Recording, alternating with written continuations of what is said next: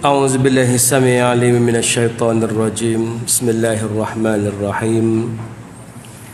السلام عليكم ورحمة الله وبركاته. الحمد لله الذي أرسل رسوله بالهدى ودين الحق ليظهره على الدين كله وكفى بالله شهيدا وكفى بالله وكيلا. اللهم صل وسلم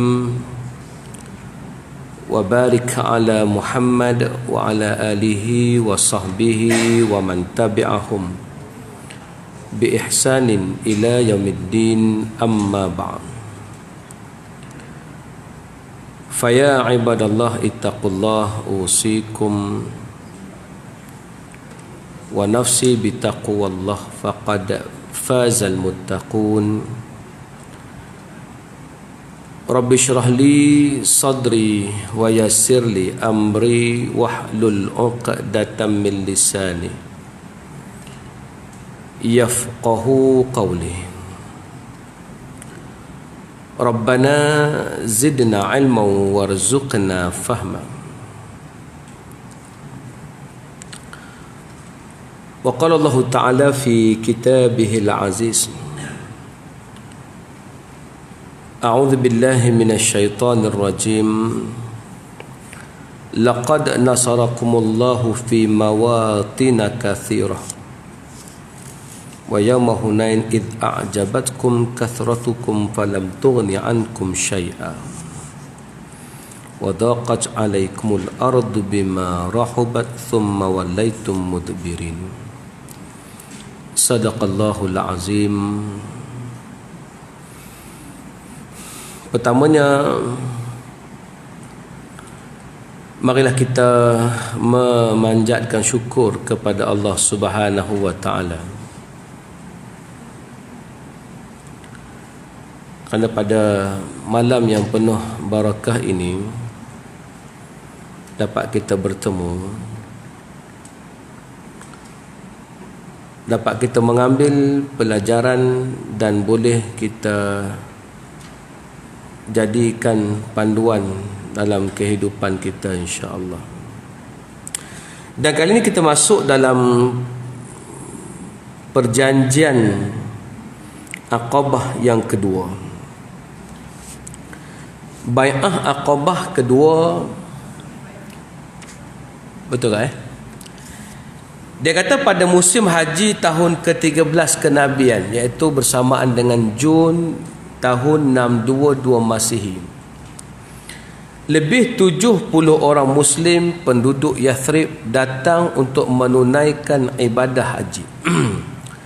Mereka datang bersama jemaah haji dari kalangan kaum mereka yang masih syirik semasa berada di Yathrib atau semasa dalam perjalanan.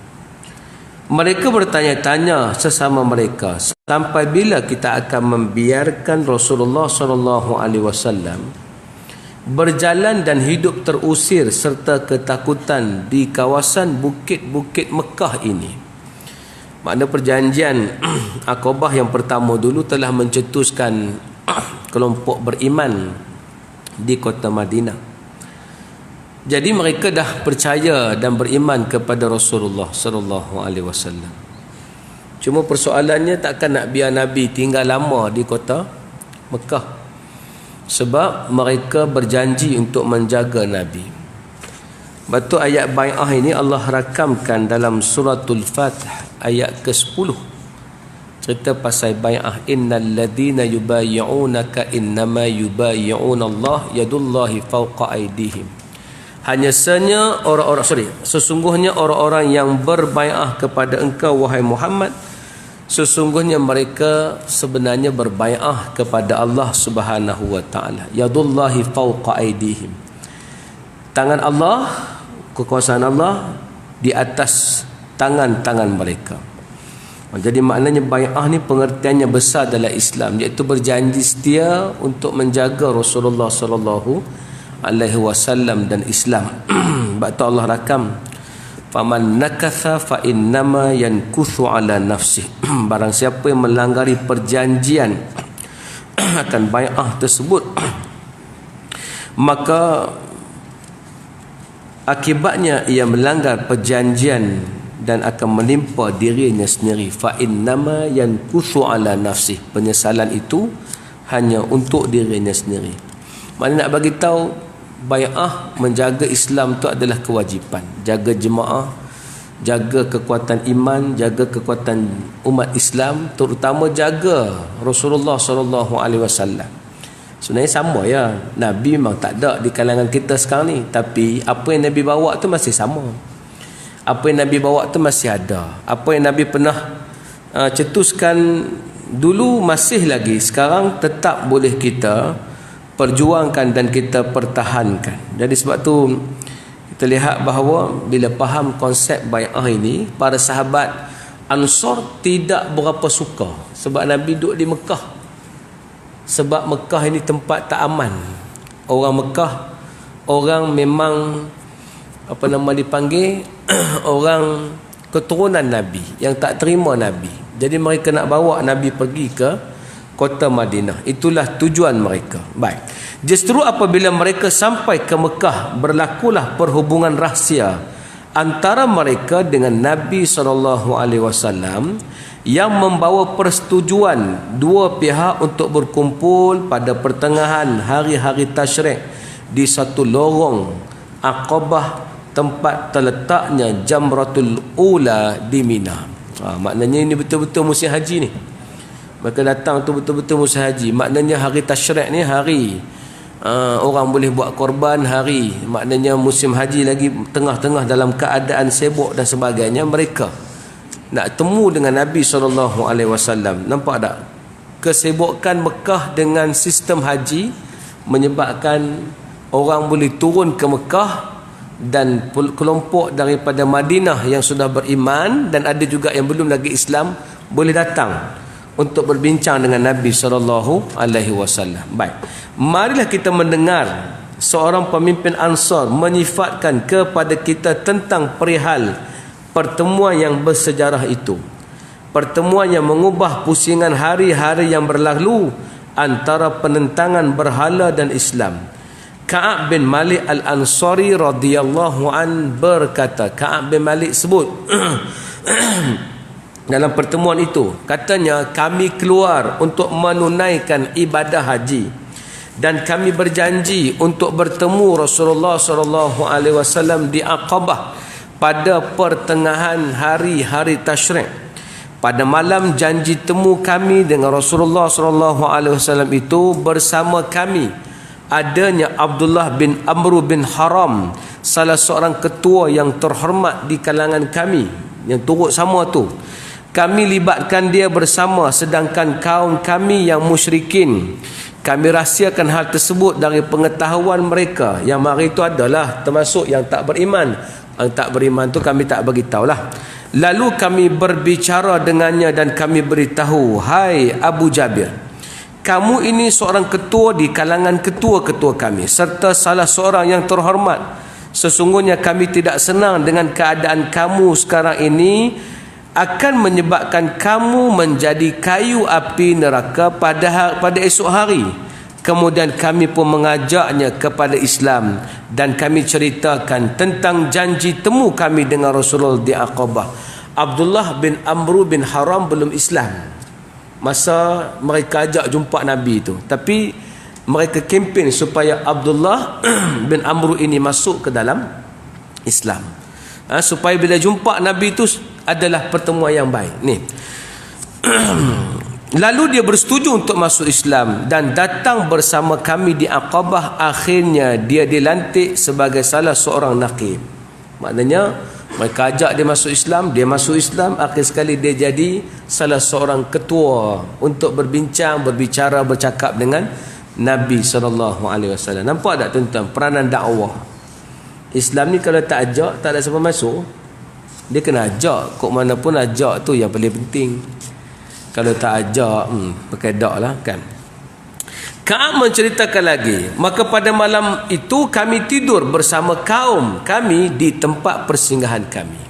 Tidur semua sekali lah, termasuk Islam dengan tidak Islam. Ini mesti haji kan. Sehingga apabila berlalu sepertiga malam, kami pun keluar dari tempat kami untuk memenuhi janji dengan Rasulullah SAW. Kami keluar secara diam-diam sehingga akhirnya kami berkumpul di satu lorong di Aqabah. Jumlah kami seramai 70 orang lelaki dan 2 orang wanita, iaitu Nusaibah binti Ka'ab, yakni Ummu Amarah dari Bani Mazin bin Najjar, dan juga Asma binti Amru Ummul Mani' dari Bani Salamah. Ada 2 perempuan, 70 orang lelaki. Jadi jumlah datang bai'ah kedua ni adalah seramai 72 orang. Yang ni memang betul-betul nak ajak Nabi pergi Mekah, pergi Madinah. Betul-betul dah nak bagi pasti ke Nabi, orang di Madinah telah beriman. Utusan kamu tu telah pun menyampaikan Islam. Jadi maknanya nak bagi tahu itu. Kami pun berkumpul di lorong itu menanti kedatangan Rasulullah SAW sehingga baginda sampai. Bersama baginda ialah bapa saudaranya Al-Abbas. Abbas masa ni tak Islam ke? Abbas masa ni belum Islam, belum lagi nak bersama dengan perjuangan Nabi, tapi dia sayang ke Nabi. Memanglah dia orang-orang hebat ni lambat sikit masuk Islam ni, entah. Orang-orang yang power-power ni dia tunggu masa, dia ada kepentingan banyak. Jadi Abbas ni duk bimbang kalau dia masuk Islam, yalah banyak benda lah, dia pemimpin kan. Jadi pada masa itulah, ketika itu dia masih mengikut agama kaumnya, akan tetapi dia mahu turut serta mengetahui hal urusan anak saudaranya agar dapat dipercayai keselamatannya. Iyalah, walaupun nak bawa Nabi pergi ke kota Madinah ni, kena pastikanlah selamat tak selamat Nabi ni, macam mana kondisi dan keadaan dia. Dan dialah orang yang pertama yang bercakap. Abbas lah yang mula-mula mengemukakan. Sebab memang mereka dah fikir, daripada Madinah lagi mereka dah memang niat nak datang tu, nak ajak Nabi bersama. Pindah Nabi, mai duduk dengan kami. Tapi sebelum nak duduk tu, Abbas nak make sure dulu mereka ni boleh jaga tak Muhammad ni kan. Kalau Nabi Muhammad berpindah, boleh tak mereka memberikan keselamatan kepada Rasulullah SAW? Maka apa kata Abbas? Setelah semuanya berkumpul, bermulalah perbicaraan itu mengikat satu perjanjian keagamaan dan ketenteraan. Maknanya 2 benda lah, nak jaga Islam, nak jaga keselamatan. So ada pihak yang akan jagalah. Ini nama tentera lah, ketenteraan kan, ketenteraan. Orang pertama yang bercakap ialah Al-Abbas bin Abdul Muttalib, bapa saudara Rasulullah. Tujuan dia bercakap ialah untuk menerangkan kepada mereka secara terus terang betapa seriusnya tanggungjawab yang dipikul di pundak mereka apabila setuju mengikat perjanjian ini. Katanya, hai sekalian orang Khazraj, hai kamu orang-orang Khazraj. Orang-orang Arab memanggil orang Ansar dengan panggilan Khazraj, sama ada mereka itu Khazraj ataupun Aus. Kan orang-orang di sekitar Arab ni bila panggil Khazraj tu orang-orang Madinah lah. Hai kaum Khazraj. Walaupun ada Aus dan Khazraj. Macam kita pergi Sabak Bernam lah. Sabak Bernam ni pergi, orang kata orang Jawa ramai tak? Orang ni saya pergi ke Sabak Bernam ceramah atas jemputan Jais. Tempat tu rupanya orang Jawa tuan-tuan. Makan malam tu makan Jawa, keli kencur. Aku tak nak makan benda Jawa ni, tapi pi tu orang hidang keli kencur. Hak ceramah dengan saya pun cakap Jawa agak sudah dah. Hak duk ceramah tu orang cakap Jawa tuan. Saya kata Sabak Bernam ni orang Jawa belaka tak? Dia kata Banjar pun ada sini. Banjar ada bahagian dia, Jawa ada bahagian dia. Tapi bila pi ke Sabak Bernam, orang panggil Jawa belaka. Gitulah maksudnya. Bila orang sebut Aus dan Khazraj, orang tak nampak Aus tu, orang nampak Khazraj. Gitulah. Pergi Sabak Bernam, orang tak nampak Banjar tu, orang nampak Jawa tu. Gitulah keadaan dia. Boleh faham kot contoh tu no? Jadi maknanya nak bagi tahu itulah maksudnya bila Abbas kata, hai kaum Khazraj,